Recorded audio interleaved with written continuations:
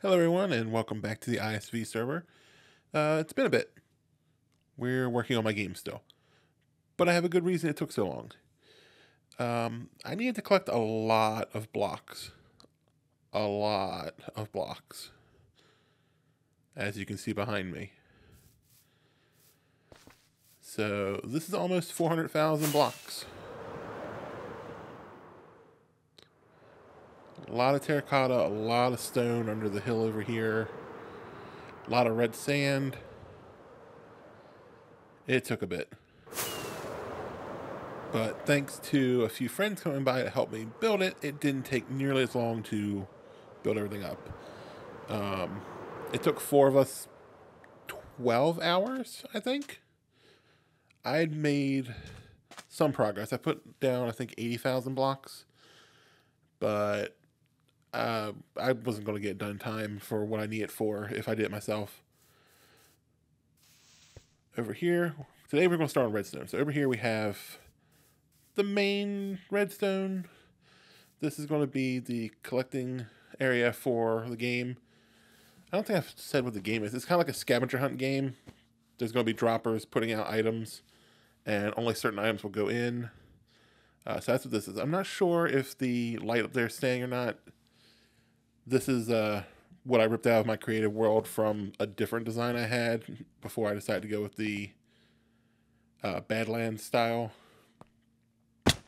So, not sure if the lighting's going to stay or not, but everything else should. It's just a simple impulse sorter, only lets certain items in, and it's set up so that when the item's put in, it locks it so you can't put anything else in. And it locks this barrel, or the hopper under the barrel, so it stays in there. And then when you turn the game off, it pulls the redstone block there back, empties the barrel, and dispenses it down, or drops it down into a water system to collect, so we don't lose all the items. Then this is the dropper vader that's going to randomly dispense an item. And this is a shulker box unloader, kind of like it's actually the same one I have on my super smelter, so it's only one set 2, and it is going to be hooked up to this to put out an item every so often with a ether hopper clock. So I'm going to get the water streams for the droppers and the droppers in, and then come back and we'll go from there. Okay, that's all in. Let me show you what I did. This took longer than I thought it was going to. I didn't take into account that some of the terrain is tall. So these are all up top here. Some of them are buried like really, really, really high up. This one's pretty easy. It's right here. It's at basically water level. But some of these are not. This one I think is also, yeah, this is also at ground level.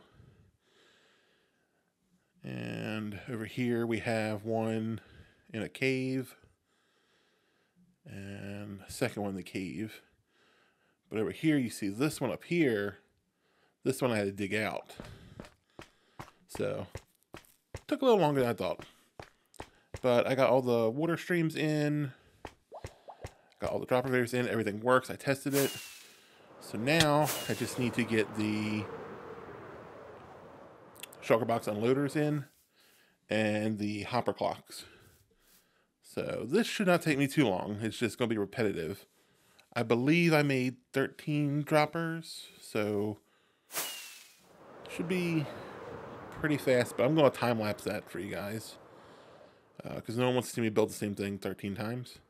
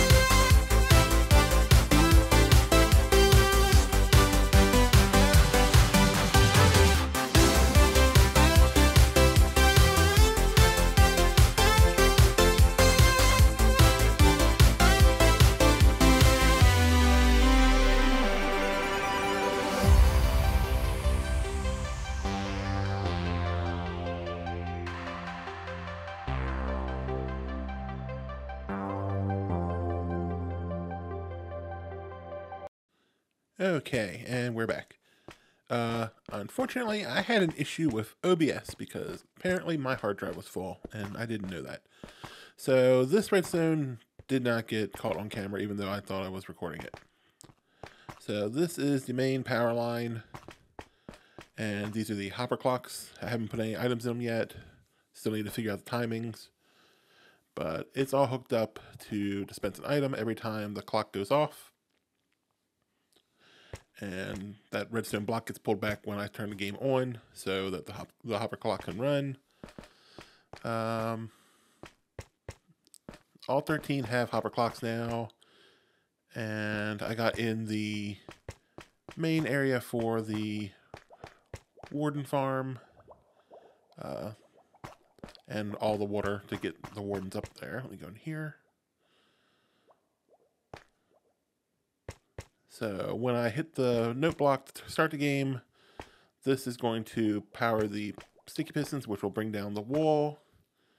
And down there is a observer that gets shoved over, and that trapdoor keeps making noise, so the wardens are attracted to it. The shrieker will be inside the wall there. I have a normal one that can't summon in there right now.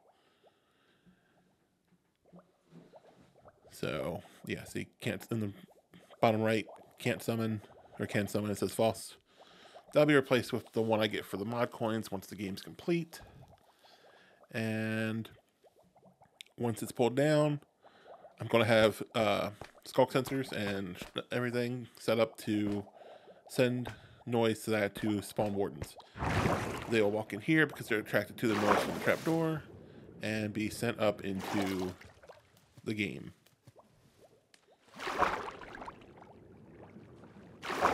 And this is a bubble vader right now, but I'm using invisible light blocks, which are another item that we can do with mod coins.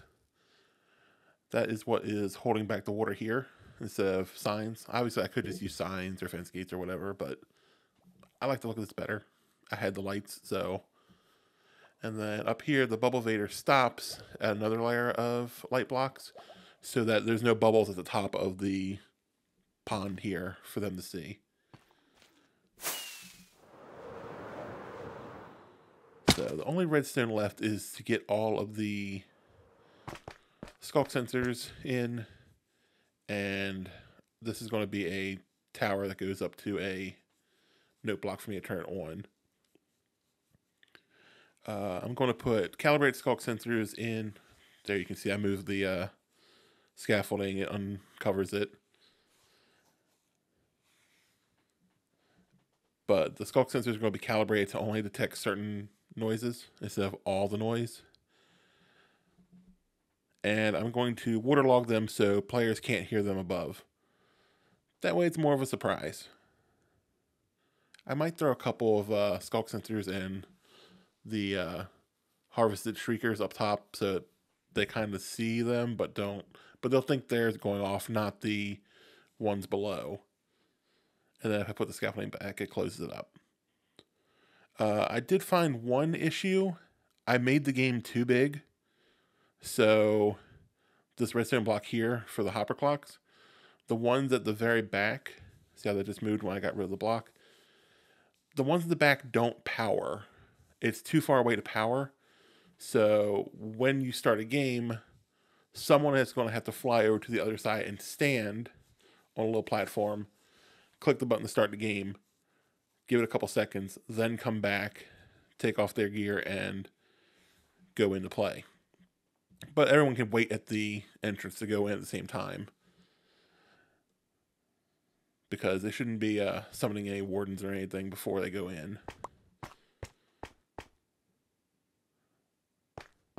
So now I'm going to get the skulk sensors in and come back with a final update, which is hopefully all the redstone finished this episode.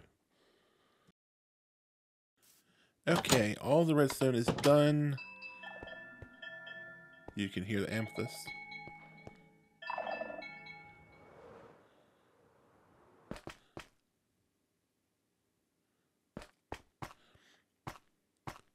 So I put in the collectors for the items because I forgot all about them in the last clip, so I just went ahead and did them. I showed you all this. This is all working. Still need the load of items, but just to recap, hopper clock dispenses one item, goes up here, where is dropper via up. I am going to change out these blocks around this, but I needed to mark them so I knew where they were while I was building stuff. So that's in. I have new lines up here. That's where the collectors are. I have 8 of them. 2 there, 1 in the corner here, 2 more, another 1 in the corner, and then 2 more, so 8. So there's 13 droppers, but there's only 8 items that are needed to win. I'm not sure how I'm going to indicate that the item is in there. Maybe I'll put some beacons behind it. They're pretty easy. But here's the redstone I showed you at the beginning of the episode, all in place. I have 2 next to them for the 2 spots that are next to each other. So a little bit of redstone saved. Bunch of skulk sensors. They're all calibrated. So I have the 16 block distance instead of the 8. And there's quite a few of them around. I still need to waterlog them, but they are all in place where they're going to be. So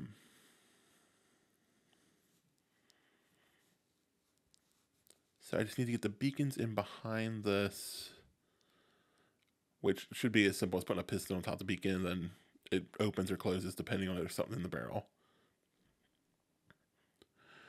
As you can see, it loops around. Here's the single one for the corner piece.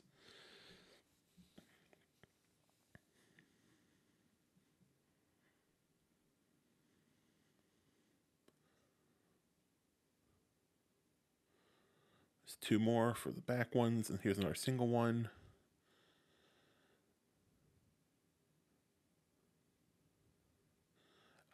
Oh, I also hid in some barrels that will randomly get an item. It's just simple hopper clock and a dropper, and it just locks the hopper under the barrel, and it just circulates that item. So it'll only be 1 item. It may be there during the game. It may not be, depending on if someone finds it or not. Every once in a while, I'll come in and replace the item in the barrel. So some games might have all the items in the barrel. Some games might have 1 or 2. I think I put 6, 7 of these in. But it uses the same system as the hopper clocks down below for the dropper videos that send up the items for that they'll be scavenging for. So none of the items they need to win the game will be in these little droppers to the barrels. It'll all be coming from the ones with the bubble vaders. Here's the last group of 2. I already showed you this with the Skull Shrieker. Still haven't replaced it yet with the one that can summon. I'm going to play test it with 1 or 2 people maybe to see if they can, how fast the items come out, and get that all timed in before I do that. And here we have all the calibrated sensors. So if they're walking, landing / falling, they use an item. If a mob makes a unique noise, such as like a Ravager roaring, which I think the Warden might be able to cause that to go off. If they take damage, if they eat food,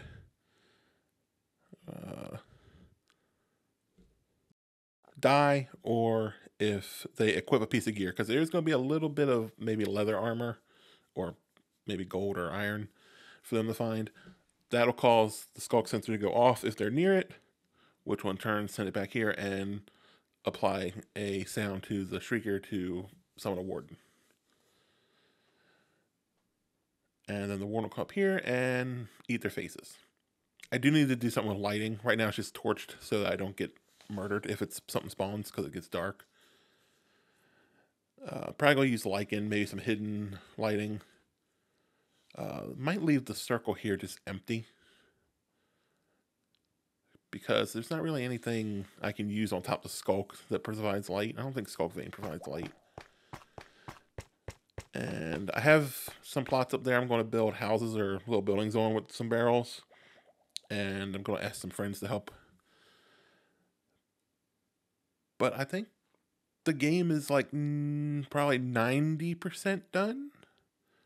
The redstone just needs the waterlogging of the skulk sensors, and I need to run a collection system for the items when the game's over, so they go into the they get sent out of the droppers and down into storage, so they're not lost. But all the hard redstone's done, and then I just need to build a couple buildings. This is not staying like this. Got some beds here. I got a couple other things, but I need to do a glass platform above. Yeah, see, you can hear the sensor right now and the amethyst, but they're all going to be waterlogged, so you'll hear the amethyst still, but maybe that's just a little chiming noise. Who knows? The wall, I'm going to tear off these slabs and put glass all the way up around it to make sure there's no possible way of the warden getting out. And there's going to be a glass platform up top for spectators to stare and watch the game from. But that's it. That's where I'm ending the episode this time, because this took way longer than I thought it would. Like hours upon hours upon hours of redstone. So this is where we end. The next one might be out before the game gets played. If not, it'll be after the game gets played, and I'll try to include some clips of people playing. Thanks for watching. Bye.